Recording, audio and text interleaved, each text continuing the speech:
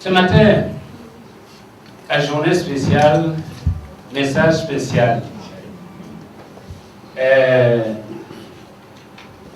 dois pour dire là même. Tu prends le tchékan. Aka prend un tchékan. Front dans les yori. La franda tchékan front les valiri.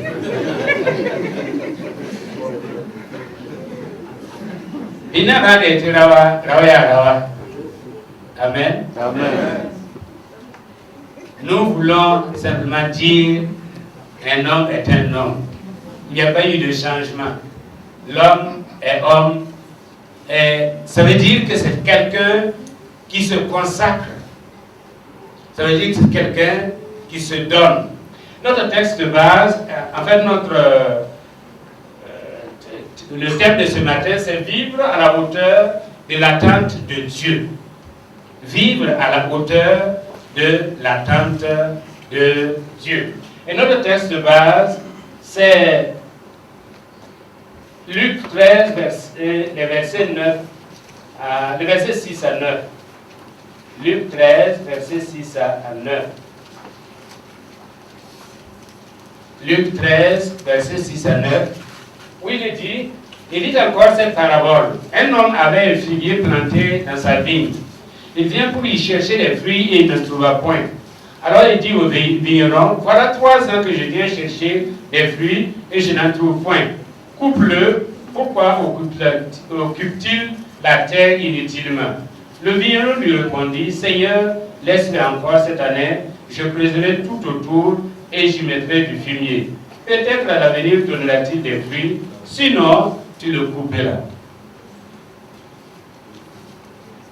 Et nous avons un parallèle dans Ézéchiel au chapitre 22, verset 30, où Dieu dit, je cherche un homme qui se tienne à la brèche pour intercéder, et le résultat a été, mais je n'en trouve pas. Dans les deux cas, que ce soit dans Luc chapitre 13 ou dans Ézéchiel chapitre 22, eh bien le résultat a été que les gens n'ont pas vécu à la hauteur de l'attente. C'est-à-dire Dieu a investi, mais Dieu n'a pas pu récolter les ristournes. Dieu a investi, mais Dieu n'a pas pu recevoir la production qui lui était due. Vivre à la hauteur de l'attente de Dieu. Quelqu'un disait, on est mâle par naissance, c'est-à-dire le mâle, contraire de féminin. On est mâle par naissance, mais on devient homme par choix. Tout comme Simone Veil disait, on ne naît pas femme, on devient femme.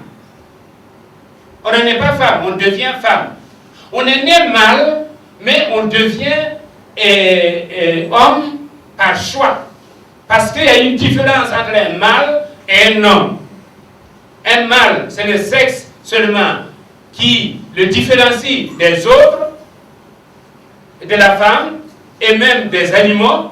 Mais un homme, c'est quelqu'un qui se reconnaît d'une création spéciale, qui reconnaît qu'il a une mission spéciale, qui sait qu'il a une vocation spéciale, qui sait qu'il a une responsabilité, et c'est par choix qu'il est homme.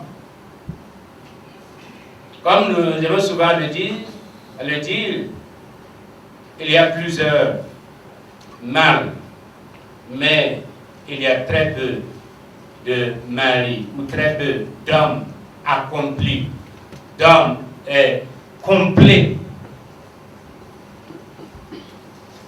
Le principe en filigrane pour nous chrétiens, dans ces deux déclarations, est la nécessité de changement pour répondre à l'attente de Dieu. Tout comme on est né mâle, mais par le choix on devient homme, de la même manière, eh bien, nous avons tous vécu l'expérience du salut en Jésus-Christ, mais c'est par choix que nous acceptons de produire des fruits à la gloire de notre Dieu. Nous sommes donc sauvés. Nous sommes donc assis avec Christ dans les lieux célestes.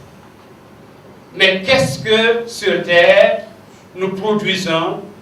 Hein? Quel est notre rendement par rapport à l'investissement de Dieu dans notre vie? Et il faut donc un choix. Pour pouvoir opérer, pour pouvoir accepter, ou pour pouvoir entrer dans ce choix, et ce choix qui veut simplement dire l'acceptation du changement dans notre vie, afin de pouvoir produire quelque chose selon l'attente de Dieu, eh bien, pour pouvoir produire tout cela, vous devez accepter 4 choses pour pouvoir entrer dans le changement et voir les bénéfices de ce changement. D'abord, nous devons accepter de nous décider. La décision. Décision de nous mettre à la disposition de Dieu, à la disposition de l'Esprit de Dieu, pour qu'il puisse opérer le changement nécessaire en nous. Ici, il est question d'arbre, dans Luc chapitre 13. C'est-à-dire que tant qu'il n'y a pas certains éléments par rapport à l'arbre, eh bien l'arbre ne peut pas produire ce qu'il doit produire comme fruit. Et il nous faut nous décider à nous laisser, à nous abandonner entre les mains de Dieu et à voir ce que Dieu va faire dans notre vie. Il y a des gens qui disent on ne peut pas changer. Et je crois Nietzsche disait la croyance que rien ne change provient soit d'une mauvaise vue, soit d'une mauvaise foi. La première se corrige, la deuxième se combat. Il y en a qui disent non, de toute façon, moi je ne peux pas changer. Je suis comme ça et je vais rester comme ça. Des pessimistes ou des afro-pessimistes qui ne voient pas la possibilité de changement. J'étais assis, je pensais à quelque chose. Il y a des pasteurs, il y a un certain nombre de gens qui sont allés au Nigeria pour aller voir des responsables d'église, en tout cas assister à des réunions. Et ce sont des gens avec des ministères très puissants. Et pendant que j'étais assis, je me suis posé la question, mais pourquoi nous n'avons pas ces ministères puissants-là chez nous? Pourquoi faut-il toujours aller au Nigeria pour voir? Je crois que le Dieu des Nigériens est le même que le nôtre. Le Dieu qui agit au Nigeria, il agit au Burkina Faso. Et je me remets en cause. Il faut que moi-même je décide de laisser Dieu changer ma façon de voir, ma façon de faire, ma conception même de Dieu, pour que, eh bien, il puisse agir à moi et que je sois à la hauteur de ce qu'il attend de moi. Il faut donc une décision personnelle. On décide d'être homme, on choisit d'être homme, et on choisit vraiment de se consacrer. Ça sera le deuxième point. Il faut la consécration. On choisit de se consacrer parce qu'il n'y a pas, eh bien, de résultat sans consécration. Tu peux voir une parité. Je peux oui. Et je crois que c'est la même chose sur le plan spirituel. Si nous voulons vivre à la hauteur de l'attente de Dieu, il nous faut une certaine consécration. Nous consacrer aux principes, à accepter et à vivre les principes, les valeurs de Dieu. Nous consacrer à vraiment aller dans le sens voulu par Dieu. nous consacrer à chercher la face de l'Éternel. C'est ce qui revient souvent dans l'Ancien Testament. On dit qu'un tel décida ou se consacra à chercher la face de l'Éternel. Et à chercher la face de l'Éternel, on trouve l'Éternel. Troisièmement, il nous faut une certaine discipline. Il n'y a pas de succès sans discipline. Il nous faut nous discipliner. Il faut que nous puissions dire non. Des fois, au programme de télévision, pour entrer prier. Il faut que nous puissions dire non à certaines facilités de la vie pour pouvoir entrer dans la vision de Dieu. Il faut que nous puissions dire non à certaines choses, c'est-à-dire il faut que nous puissions nous discipliner nous-mêmes pour pouvoir vraiment voir la production de l'investissement ou de la semence de Dieu dans notre vie. Troisièmement, il faut travailler au détail de la vie. La Bible nous dit que ce sont les petits renards qui détruisent les vignes. Les petits renards détruisent les vignes. Souvent, nous veillons sur les grands animaux. On traite, on les combat, mais on laisse les petits renards. Les petites choses dans notre vie. Et ça y est là, et ça grignote non seulement sur notre temps, mais sur nos valeurs. Ça grignote sur notre rendement.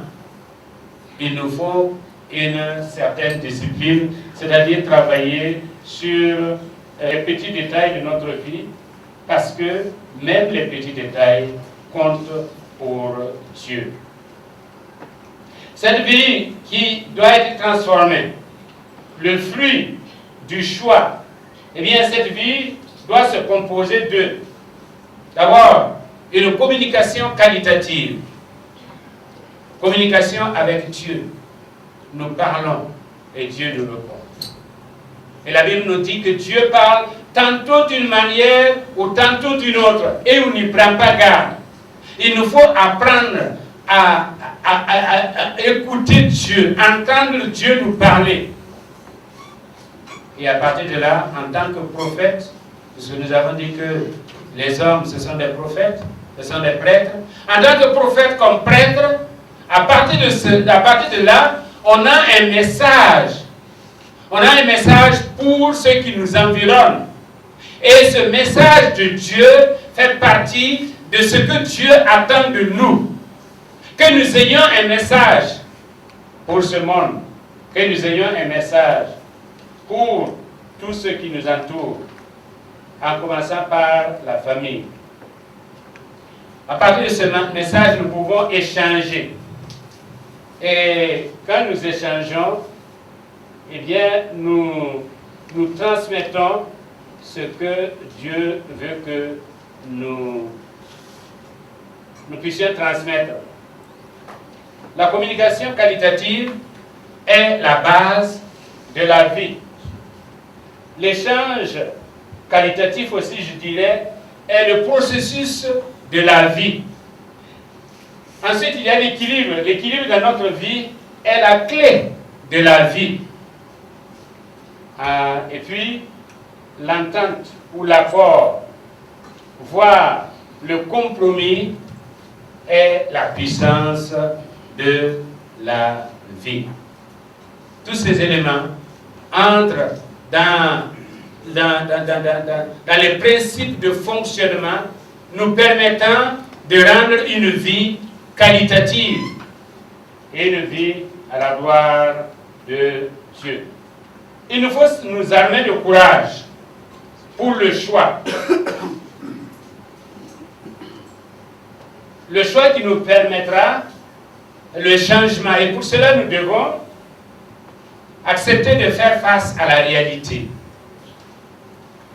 Tant que nous ne voyons pas ce qui se passe, tant que nous jouons à la politique de l'Autriche, en mettant la tête dans le sable et en disant il y a fouet, il n'y a rien, alors que les chasseurs arrivent, alors que la grosse partie et dehors, c'est sûr que nous nous ferons abattre.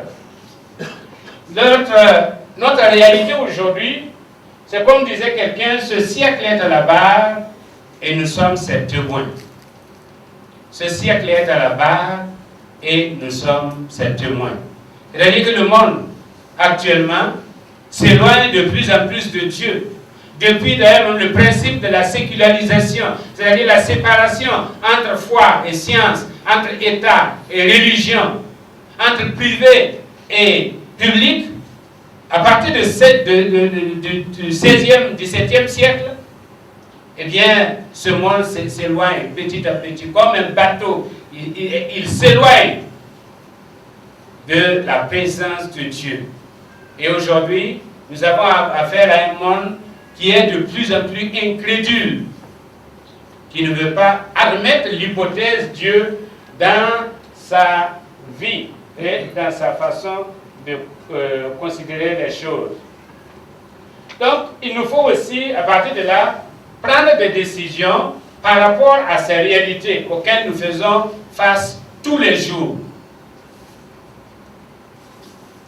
Et admettre nos besoins. Nos besoins, notre dépendance de Dieu, nous dire que nous ne sommes rien si ce n'est par lui et par sa grâce, et en même temps admettre aussi que nous sommes entourés des gens qui sont dans le besoin. La preuve est que quand il y a miracle quelque part, eh bien tout le monde y court. Parce que nous sommes dans un besoin.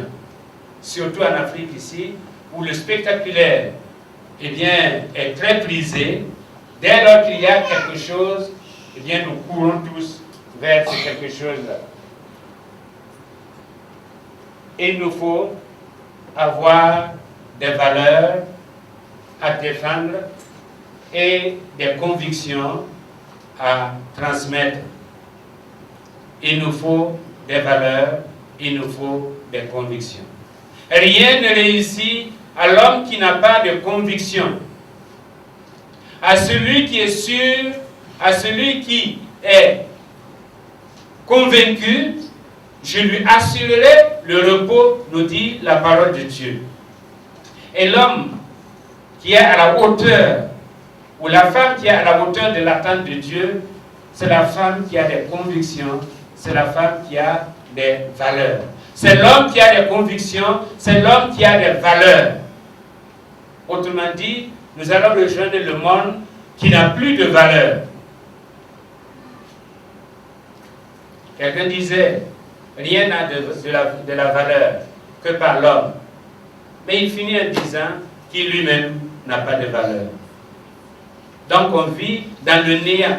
Le monde vit dans le néant parce que l'humanisme qui a détrôné Dieu pour introniser l'homme reconnaît que et dit que rien n'a de la valeur que par l'homme. Mais pour ensuite ajouter qui lui-même n'a pas de valeur. Mais nous avons de la valeur. Nous avons de la valeur à cause de Jésus-Christ, à cause de sa présence en nous, à cause de son action en nous, à cause de son investissement en nous, nous avons de la valeur. Et c'est pourquoi ces valeurs-là doivent être accompagnées de convictions profondes pour faire de nous des hommes, des femmes, et non pas seulement des êtres humains. Il y a beaucoup d'êtres humains, mais il y a très peu de gens qui vivent à la hauteur de l'attente de Dieu. La seule constance dans la maturité est le changement. Être toujours prêt à nous remettre en cause et même à partir de à repartir à partir de nos échecs, à rebondir à partir de nos échecs. Quelqu'un disait, ce que nous faisons ne nous définit pas. Ce qui nous définit, c'est notre capacité à nous relever une fois tombés. Il n'y a pas d'homme qui puisse, en tout cas dans la parole de Dieu, il n'y a pas d'homme qui a été conséquent d'un bout à l'autre. sauf dans leur confiance en Dieu. Mais dans leur marche avec Dieu, il y a eu des hauts et des bas. Ce que nous faisons ne nous définit pas. Ce qui nous définit, c'est notre capacité à nous relever une fois tombés. Cela fait partie du principe de changement. Parce que nous apprenons à partir de nos erreurs. Nous apprenons à partir des épreuves. Nous apprenons à partir de nos échecs. Thomas Edison, que nous avons cité, quand il a, quand son usine a brûlé, le lendemain, ils se sont réunis, il a réuni son staff, ils ont fait la planification de la construction de la nouvelle usine, et ce n'est qu'à la fin de la réunion qu'il a dit, comme disent les Anglais, by the way, entre autres, en passant, mais où est-ce qu'on va trouver l'argent? Est-ce que quelqu'un a de l'argent pour nous prêter? Mais ils ont construit parce qu'il y avait une capacité à se relever même une fois tombé. 2 Pierre 1,5. À cause de cela même, faites tous vos efforts pour joindre à votre foi la vertu. À la vertu, la connaissance. À la connaissance, la maîtrise de soi. À la maîtrise de soi, la patience. À la patience, la piété. À la piété, l'amitié fraternelle. À l'amitié fraternelle, l'amour. Car si ces choses sont en vous, elles ne vous laisseront point oisives ni stériles pour la connaissance de notre Dieu. Je dirais ces éléments ou ces valeurs que Dieu nous donne, ce sont ces choses-là qui permettent le changement. Parce que Pierre termine en disant, et si ces choses sont en vous, elles ne vous laisseront point oisives ni stériles pour la connaissance de notre Seigneur. Nous parlons de production, nous parlons des gens qui vivent à l'attente selon l'attente de Dieu. Nous parlons d'arbres qui doivent produire des fruits. Et Pierre nous dit, si ces choses sont en nous, elles ne nous laisseront pas stériles ni oisives. Il montre le processus de l'acquisition de ces choses-là, ou le processus du développement de ces choses-là, nous permettant d'être des hommes, nous permettant de produire à la gloire de notre Dieu. Parce qu'en fait, être homme et être comme Christ sont synonymes.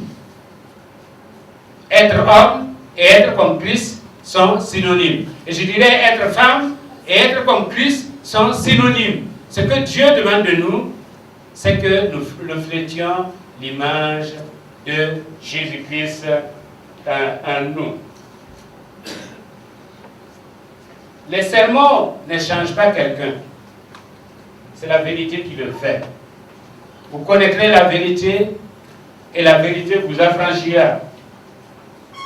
Notion très chère à Socrate et au Bouddha et surtout à Jésus-Christ. Que ce soit Socrate, que ce soit Bouddha, tous travaillaient à développer la vérité parce qu'ils étaient convaincus que c'est la vérité qui pouvait changer l'individu. Mais pour eux, la vérité était un principe. Pour les deux, la vérité était un principe. Mais pour Jésus, la vérité est une personne avant d'être un principe. C'est pourquoi elle a plus d'effet que les vérités énoncées. C'est Jésus en nous. Quand on dit c'est la vérité qui change, c'est Jésus en nous qui change. Vous disiez l'autre jour, Frédéric Lenoir a dit, en fait, le christianisme, tout le christianisme se résume à la personne et à la présence. Personne et présence. La personne de Jésus, la présence de Jésus fait, eh bien, que nous devenons des enfants de Dieu, transformés à l'image de son Fils. Ce que Dieu attend de nous, c'est d'être des hommes. Je cherche un homme. Et quelque part, on dit que notre finalité est plus importante que notre origine. Notre finalité est plus importante que notre origine. Tout le monde peut naître mal. Tout le monde peut être humain. Mais ça, c'est notre origine. Maintenant, quelle est notre finalité? Notre finalité vient de notre choix, vient du changement que Dieu opère dans nos vies. Et c'est ça qui est plus important que notre origine. Notre finalité est plus importante que notre origine. Et c'est pourquoi nous invitons le Seigneur à opérer le changement en nous. Satan n'a aucun droit sur nos vies. C'est Dieu qui a le droit sur notre vie. En fait, le péché réduit l'humanité à l'état animal. Luc 15, 16, où il est dit, parlant de fils prodigue, il aurait bien voulu se rassasier des carouges que mangeaient les pourceaux, mais personne ne lui en donnait. L'incrédulité est la base du péché. L'orgueil est la force du péché. La déception est le caractère du péché. Dans 1 Timothée 3, 1 à 10, eh bien, la grâce de Dieu qui découle de la croix nous positionne pour être des leaders à la hauteur de son attente. Le verset 2 nous dit, il faut donc que l'évêque soit irréprochable, mari d'une seule femme, sobre, modéré, réglé dans sa conduite, hospitalier, propre à l'enseignement. Et le verset 3 nous dit, indulgent, pacifique et désintéressé. Voilà quand nous faisons le choix d'appartenir à Jésus-Christ, de nous consacrer totalement à Jésus-Christ, ce qu'il fait dans notre vie, nous permettant d'être ces éléments nécessaires, d'être ces enfants avec le comportement qui lui plaît. Notre vie appartient à Jésus-Christ. Dieu possède nos vies et nous ne sommes que des gestionnaires. Mais la possession, le droit de possession appartient à notre Seigneur Jésus-Christ. C'est pourquoi celui qui possède, il est en droit d'attendre quelque chose de ce qu'il possède. Il est en droit d'attendre de nous les qualités requises, les qualités qui font de nous des enfants de Dieu. 6 catégories de qualification pour le leadership, selon Timothée que nous venons de lire. Il y a la réputation, il y a l'éthique, il y a la moralité, il y a le bon tempérament, les bonnes habitudes et la maturité. Hommes de toutes les églises et assemblées de Dieu, Dieu vous qualifie. Dieu vous qualifie. Si vous vous laissez qualifier, Dieu vous a mis à part et voulait vous changer radicalement pour que vous soyez des hommes et des femmes sur lesquels il peut compter. Je disais l'autre jour que Pierre avait posé la question à Jésus. Dans l'économie du salut, Pierre a demandé, mais si aujourd'hui, si les hommes échouent, qu'est-ce que tu vas faire? Et Jésus a dit, si les hommes échouent, dans l'annonce de l'évangile, je n'ai pas de plan B. Je n'ai qu'un plan A. J'ai confiance dans ces hommes-là. Dieu vous fait confiance. Dieu nous fait confiance. Dieu nous a tellement fait confiance qu'il a tellement investi en nous, avec des dons, des talents. Nous demandons simplement de les mettre au service de son œuvre. Pour conclure, je dirais simplement, Obéie disait, retire-toi dans toi, paraît moins et sois plus. Retire-toi dans toi, paraît moins et sois plus. Prends la décision de te retirer en toi. Prends la décision de ne plus paraître, mais d'être. D'être pour le Seigneur Jésus-Christ. Parce que ce que Dieu attend de nous, pour que nous puissions vraiment vivre à la hauteur de l'attente de Dieu, c'est quand nous sommes pour lui, au lieu de paraître pour lui. Il y a tellement de faux, et comme on dit visage de faux, c'est pas seulement usage de faux, mais visage de faux, que Dieu a besoin du vrai. Il a besoin que nous soyons nous-mêmes. Il a besoin que nous soyons réels. Retire-toi dans toi. Sois moins et paraît plus. Dieu a investi en nous par son Fils et en retour, il attend de nous le rendement à la hauteur de cet investissement. Cet investissement nous donne le savoir, le savoir-faire et le savoir-être pour que nous soyons pour lui, pour que nous soyons comme lui. Pour être pour lui, il faut être comme lui. Dieu a investi en toi, Dieu a investi dans les hommes, et Dieu attend des hommes qu'ils soient des responsables, qu'ils soient des leaders, qu'ils vivent et qu'ils agissent à la hauteur de ce qu'il a investi dans chacun de nous. Que Dieu nous bénisse. Amen. Oh Jésus, à toi.